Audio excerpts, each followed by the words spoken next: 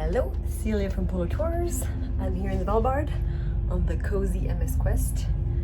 I'm sharing this room with another cabin mate, and I wanted to quickly show you the essentials when you go to Svalbard.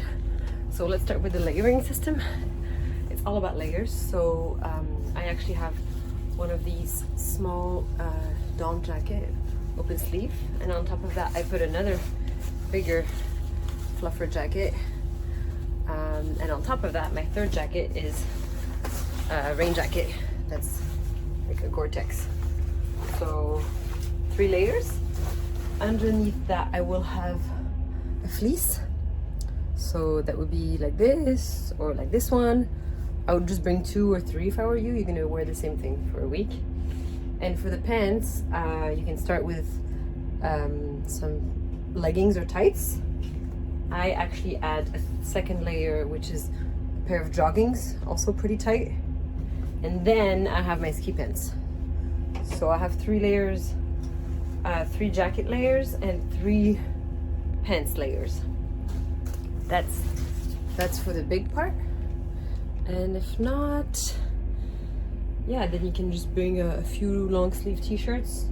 I have one that's thermal, but it doesn't do a huge difference to just a normal cotton long sleeve. And you just need a few. For instance, I brought 1, 2, 3, 4, 5, but I only wore 4, and it's the end of 8th day. For gloves, also layers.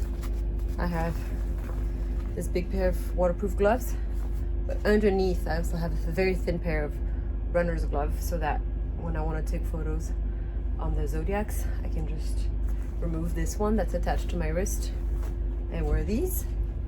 And for the socks as well, 3 pairs of socks. I've been wearing the same socks almost every day. I always wear 2 pairs of socks, always. And I have these special ski socks plus cotton, but the days where I've just put cotton or wool, it's the same feeling, because layering is more important than the texture of the cloth. I've been traveling to polar regions at the end and beginning of the season, so it's been colder than if you go in the middle of the season, which means that on the Zodiac rides you get quite a lot of wind. So I like to bring these ski goggles, but of course I also wear sunglasses, so I sometimes go out with both. And a bathing suit, of course, for the polar plunge. A buff, so this is like a neck warmer, super important. This is like a must. A hat, like a beanie, but also beneath the beanie I also have this kind of like here, this like this. So I actually have two beanies because my ears get really cold, and that's a must. I had this both for Antarctica and the Arctic. So that's it in terms of layers, and that's not that much, right? Everything fit in my traveling backpack that fits above my head on the airplane. So if you're going for 8 to 9 to 10 days, you don't need more. Again, you'll be wearing the same thing every day. The idea is not to be cold. And then a pair of binoculars. I bought a very cheap pair for 44 euros. I recommend buying a more expensive one to have better sightings, because mine were good, but I wish I could see even closer. Anyhow, most ships have binoculars, but I would still really recommend buying your own and investing in a good pair. A water bottle, because all the ships have refillable stations. A camera, if that's what you do. A charger, a few books, a Kindle.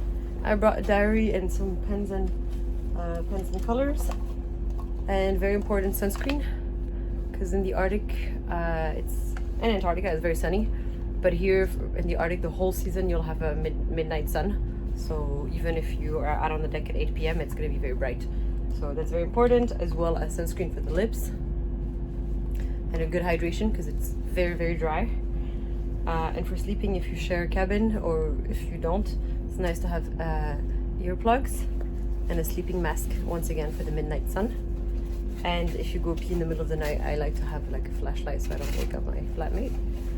And that's it. This is all you need to bring on a polar expedition. Hope that was useful.